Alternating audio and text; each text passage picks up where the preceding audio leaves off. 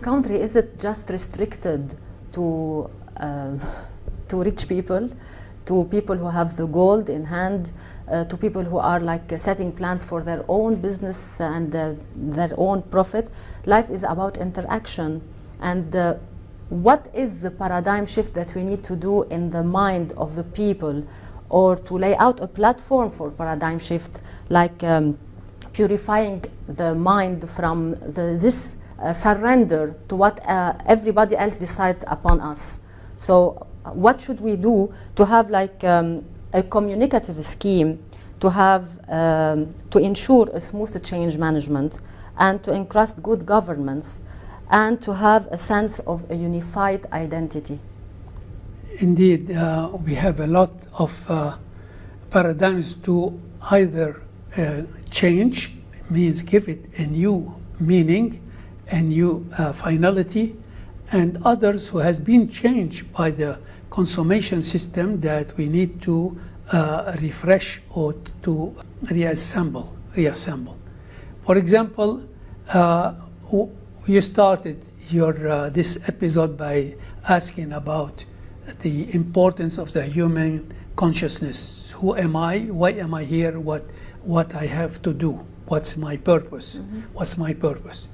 When the consummation system that started with the globalization like 30 years ago, made out of a human being a productive entity.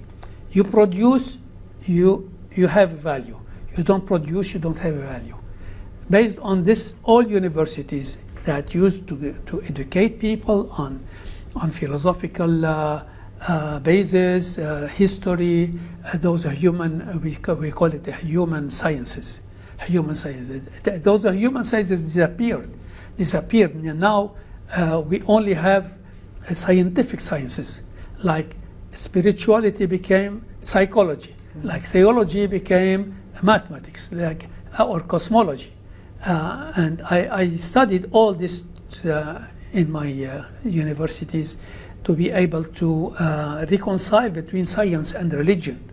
So the split became so strong between religion and science, and not only religion and science, between science and faith. That's what triggered the letter of St. John Paul II when he wrote in 1998 his famous encyclical Fides et Ratio, faith and reason.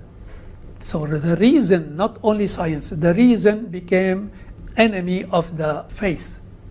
And this is what is splitting the world into.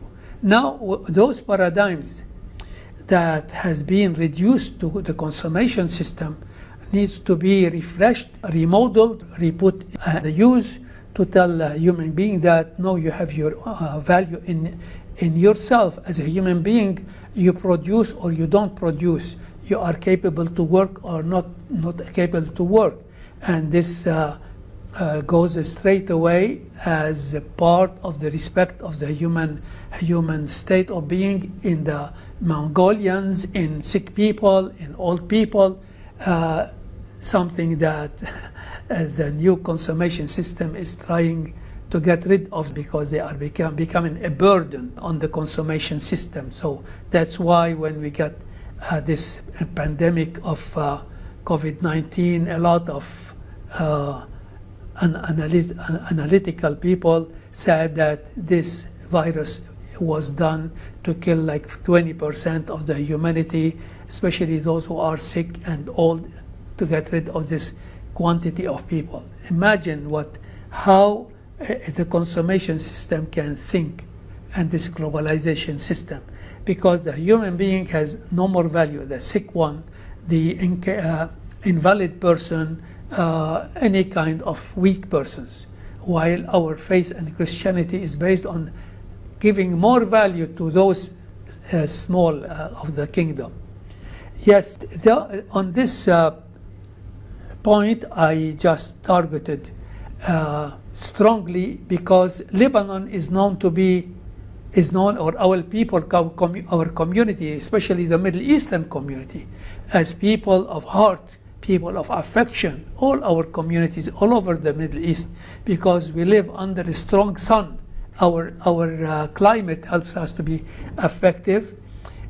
We need to have our defense against those new theories and new concepts that damages our values. On this, I base this point of shifting paradigms. It was launched, this idea was launched in the Second Vatican Council. It was launched in the Second Vatican Council, inviting the church to shift the paradigms that fits no more our community, our society in the 20th century. So it's very delicate to work on this point and to distinguish between what can be the Platonic archetypes and the paradigms and what I called also meta paradigms, I suppose. We have to distinguish, because Lebanon and Lebanese needs to distinguish between what is religion, what is confession, and what is confessionalism when it passes to political realm.